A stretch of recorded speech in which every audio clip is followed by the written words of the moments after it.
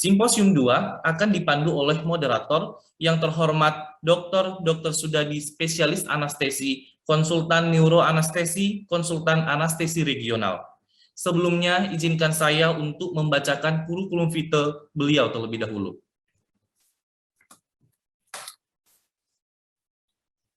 Dr. Sudadi, spesialis anestesi, konsultan neuroanestesi, konsultan anestesi regional. Beliau lahir di Magelang pada tanggal 10 November tahun 1963.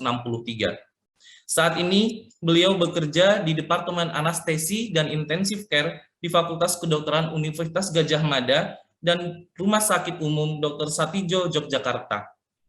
Langsung saja kepada moderator, saya persilahkan dengan hormat. Terima kasih, Dr. Iksan. Assalamualaikum warahmatullahi wabarakatuh. Salam sehat untuk kita semua. Pada hari ini kita akan mengikuti acara simposium yang kedua dengan topik neuroanestesi dan neurocritical care. Ada dua pembicara yang akan tampil. Yang pertama Dr. Riyad dan yang kedua Dr. Radian. Seperti kita ketahui bahwa angka kecelakaan dengan disertai traumatic brain injury cukup tinggi di Indonesia.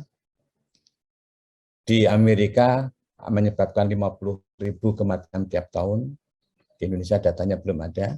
Dan pada hari ini kita akan mengikuti bagaimana guideline untuk menata laksana pasien dengan traumatic brain injury. Untuk sesi yang pertama akan dibawakan oleh Dr. Riyad Firdaus, spesialis anestesi, konsultan neuroanestesi. Bisa ditampilkan CV-nya. Ya. Dr. Riyad Firdaus, spesialis anestesi, konsultan neuroanestesi, lahir 11 Juni tahun 1977. Beliau menyelesaikan pendidikan kedokterannya di FKUI, juga spesialis anestesi di FKUI, dan KNA di Unpad pada tahun 2018 dan menyelesaikan program doktor baru-baru ini. Nah, jadi ini masih fresh ya.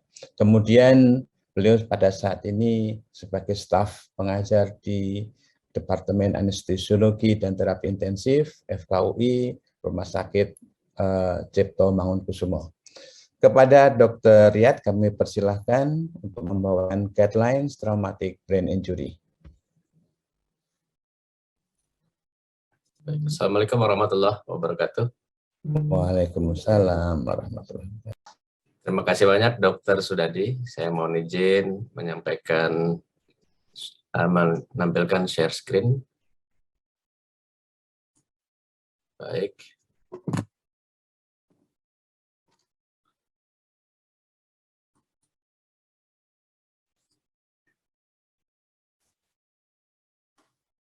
Baik, semoga terlihat dengan jelas, dokter.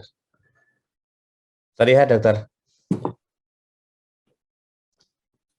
Jadi, dokter-dokter sekalian yang terhormat, terima kasih sebelumnya Dr. Sudadi telah memberikan kesempatan bagi kami untuk mempresentasikan, menampilkan tentang pedoman tata laksana cedera otak traumatik. Kita ketahui bersama bahwa cedera otak traumatik ini dapat terjadi akibat trauma, dimulai dari pukulan di kepala hingga cedera tembus pada otak. Dan ini tingkat keparahannya bisa ringan sampai berat. Berat pada umumnya karena GCS-nya kurang dari 9. Kemudian ini kita lihat bahwa cedera otak traumatik ini berkontribusi 30% terhadap kematian di Amerika Serikat. Dan di Indonesia ini kejadiannya sekitar 6-12% dengan angka kematian 25-37%. Ini kita ambil salah satu contoh kasus mungkin terjadi di sekitar kita. Laki-laki 38 tahun dibawa ke IGD karena kecelakaan dengan GCS E1M2V4 dengan agitasi tidak kooperatif, cedera orofasial dan terpasang cervical collar dari ambulan dengan tanda 160 90 untuk tensi, heart rate-nya 92, respiratory rate 22, dan saturasi 95 dengan sungguh oksigen. Nah, ini pertanyaan kita bersama kan sebenarnya dengan situasi begini di IGD kita mau melakukan apa? Tentu saja hal pertama yang kita lakukan adalah primary survey. Dalam hal ini, airway kita jaga patensi jalan napas, kalau dengan GCS 8 kurang ini kita intubasi, trauma wajah dengan GCS kurang dari 8 itu ada potensi airway yang compromise. Kemudian kita pertahankan breathing, normokapnia kita harapkan, bila perlu lakukan ventilasi mekanik, sirkulasi kita pertahankan euvolumia, jadi jangan sampai hipovolemi, tekanan perfusi organ kita jamin, dan juga hati-hati ada trauma multiple karena biasanya cedera kepala karena kecelakaan lalu lintas bisa disertai dengan perdarahan di tempat lain. Dari disability kita lihat status neurologi, baik melalui GCS, AFU, respon motorik, dan refleks cahaya, dan exposure kita hindari hipotermia dan cek juga trauma di seluruh tubuh. Nah, pertanyaannya kan pada kita, apa ini masalah potensialnya, kemungkinannya? Nah, ini biasanya kesulitan penilaian jalan napas. Ini yang pertama. Kemudian dokter-dokter sekalian bisa melihat ada orofacial injury, ini bisa terjadi gangguan patensi jalan napas karena ada perdarahan, gargling, dan juga snoring ataupun obstruksi lainnya. GCS kurang dari 8, biasanya kita minta intubasi. Kemudian hati-hati fraktur cervical belum bisa disingkirkan sampai kita memiliki tanda imaging yang lebih bagus, dan juga kemungkinan pasiennya masih lambung penuh, kemungkinan aspirasi ada. Aspek yang utama antara lain pada cedera otak traumatik adalah peningkatan tekanan intrakranial dan gangguan autoregulasi pada aliran darah.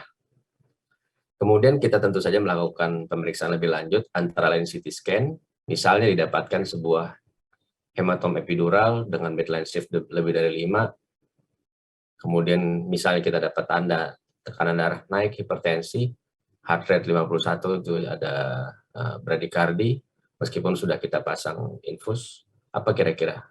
Dan di sini kita melihat kemungkinan ada peningkatan tekanan intrakranial, ya, dan juga tentu saja ada gangguan perfusi di otak. Nah, malamlah kita masuk kepada pedoman tata laksana cedera otak traumatik yang ditampilkan atau disajikan oleh Brain Trauma Foundation. Ini tahun 2016 kesepakatannya. Pada umumnya ada 3 bagian yang disampaikan oleh Brain Trauma Foundation. Yang pertama adalah tentang tata laksana, kemudian bagaimana kita monitoring pasien-pasien dengan cedera traumatik, dan batasan ambang batas threshold pada pemantauan tersebut. Nah, evidence pada pedoman ini kita lihat ada 3 level. Level 1 yang evidence-nya kualitas tinggi, level 2 biasanya kualitas sedang, dan 2B dan 3 itu kualitasnya kurang dari itu. Bagian tata laksana terdiri dari beberapa aspek, ada craniotomy dekompresi, drainase, terapi hipoosmolar, profilaksis hipotermi, terapi ventilasi, analgesik, steroid, nutrisi, dan lain-lain. Nah, ini kita kaji satu persatu. Nah, ini craniotomy dekompresi, ya, bisa perlu dilakukan. Yang recommended itu adalah kita buka large frontotemporal parietal craniotomy decompression, ya, yang ukurannya 12 x 15 cm atau lebih, ya, karena ini lebih bisa membuka atau meloloskan cedera atau peningkatan tekanan intrakranial. Bisa juga ditambahkan dengan drainase cerebrospinal karena dan pengalirannya secara kontinu itu lebih disukai daripada kita mengalirkan secara intermittent untuk menjaga tekanan intrakranial tidak lebih dari yang kita rekomendasikan. Kemudian terapi hipoosmolar, dalam hal ini pemberian hipoosmolar itu digunakan dalam pengelolaan hipertensi intrakranial atau bila terjadi herniasi. Dan ini hati-hati kita karena dapat mengurangi viskositas darah dan menyebabkan terjadinya penurunan volume darah otak yang sisi bagusnya di situ, tetapi sisi kurang bagusnya adalah terjadi hipovolemia. Nah, mannitol ini pada umumnya efektif untuk mengontrol peningkatan tekanan intrakranial yang memang intractable atau tidak bisa dikurangi dengan cara-cara penanganan airway, ventilasi, dan analgesi. Sedangkan hipotermia profilaksis ini sebenarnya tidak dianjurkan, ya, karena ada risiko koagulopati, imunosupresi, disepnia jantung, dan pada umumnya yang kita rekomendasikan adalah pemberian atau perlakuan normotensi. Selanjutnya adalah terapi ventilasi. Ini sangat penting dan mendasar, mengingat ventilasi yang normal ini akan menyebabkan aliran darah ke otak itu terjamin tanpa terjadi iskemia cerebral maupun peningkatan tekanan intrakranial. Kadang-kadang kita perlukan hiperventilasi apabila terjadi peningkatan tekanan intrakranial lebih dari threshold, ya, hanya untuk dilakukan sesaat saja. Ya, dan juga ini perlu kita pantau saturasi oksigen jugular dan juga kalau memungkinkan tekanan oksigen parsial di dalam otak kita pantau. Ya. Menemani terapi ventilasi dan juga untuk keperluan analgesi dan sedasi pasien, kita perlukan tindakan anestesi, sedasi, analgesi. Bisa dilakukan dengan propofol maupun obat-obat lain. Ini sangat recommended untuk peningkatan tekanan intrakranial. Ya, kemudian meskipun begitu, untuk yang dimaksud peningkatan atau penurunan mortalitasnya itu tidak terbukti saat ini, tetapi memang untuk memfasilitasi terapi lanjutan analgesi sedasi ini sangat bagus. Penggunaan steroid dalam hal ini dikatakan memang dapat memberikan pemulihan permeabilitas vaskular, pengurangan produksi cairan cerebrospinal, dan pelemahan produksi radikal bebas. Namun demikian, pada umumnya untuk traumatic brain injury atau cedera otak traumatik ini gagal menemukan manfaat. Oleh karena itu penggunaannya pada umumnya biasanya untuk operasi-operasi tumor.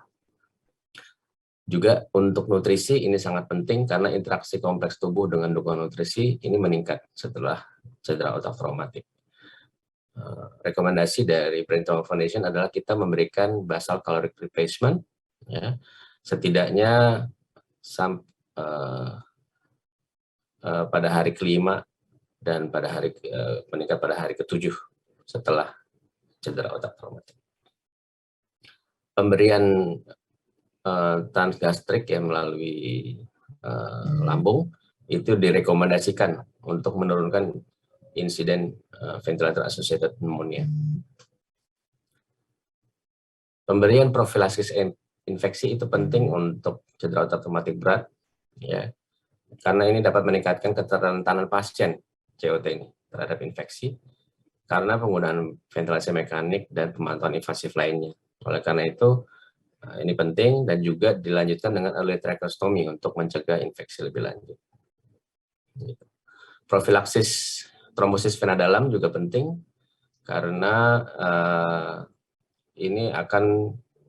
trombosis ini akan meningkatkan hiperkoagulabilitas akibat cedera otak traumatik disebabkan, ya, maksudnya oleh imobilisasi yang lama dan defisit motorik vokal. Nah, pada umumnya kita bisa melakukan tindakan mekanik seperti ini dengan graduate compression stocking atau intermittent pneumatic compression, ya. Ini lebih recommended dibandingkan dengan yang compression stocking biasa. Ya. Kemudian kita dapat berikan juga profilaksis anti kejang karena kejang pasca trauma ini diklasifikasikan sebagai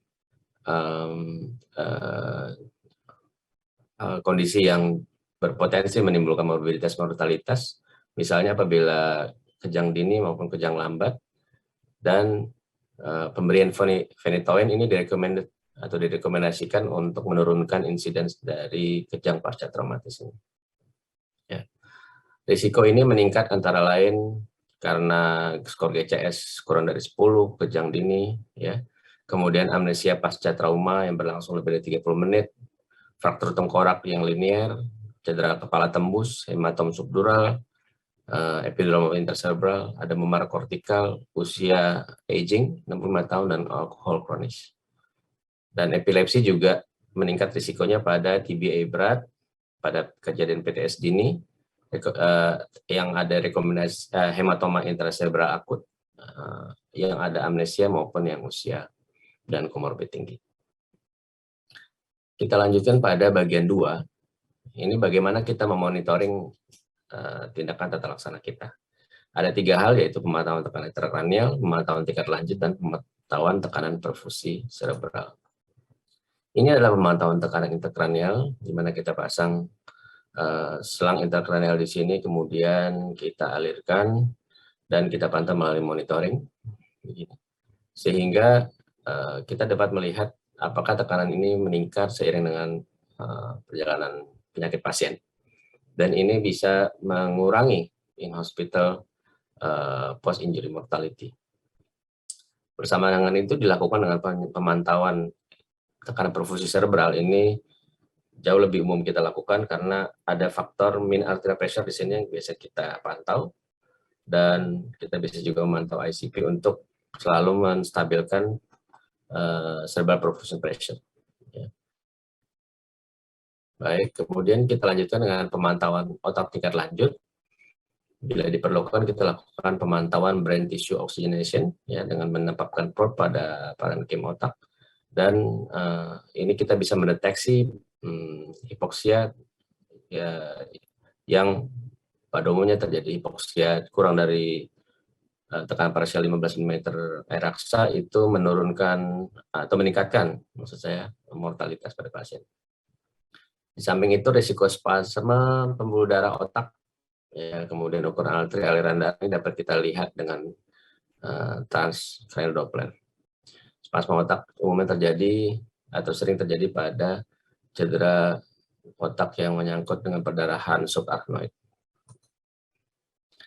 Kemudian pemantauan tingkat lanjut lainnya yang juga sebenarnya lebih mudah atau lebih sering bisa kita lakukan adalah pemasangan kateter vena jugularis, ya, di mana kita bisa memantau perbedaan oksigen arteri vena pada vena jugularis ini dan mengukur saturasi darah. Dan ada 4 threshold yang disebutkan dalam Traumatic Brain Injury Foundation. Yang pertama adalah untuk pengukuran tekanan darah. Ya. Ini ada 2 jenis. Untuk umur 50 hingga 69 tahun pasien, kita targetkan tekanan darah sistolik lebih dari 100 mmHg. Dan untuk umur 15-49 atau di atas 70, kita targetkan di atas 110 mm air raksa.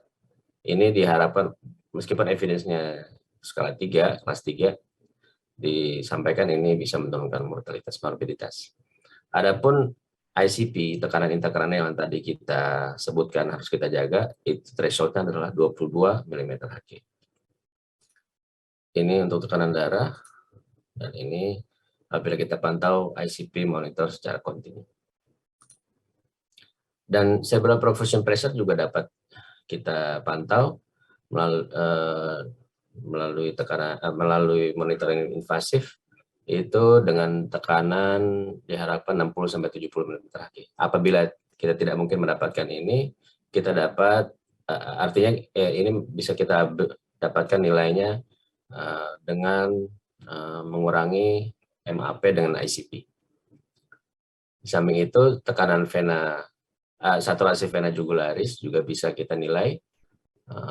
Apabila saturasi vena jugularis itu kurang dari 50%, itu sebenarnya adalah batas yang harus kita hindari guna menurunkan mortalitas. Baik, demikian presentasi dari saya kali ini. Semoga bisa bermanfaat, dan apabila ada diskusi kami persilakan. Terima kasih Dr. Sudadi. Assalamualaikum warahmatullahi wabarakatuh.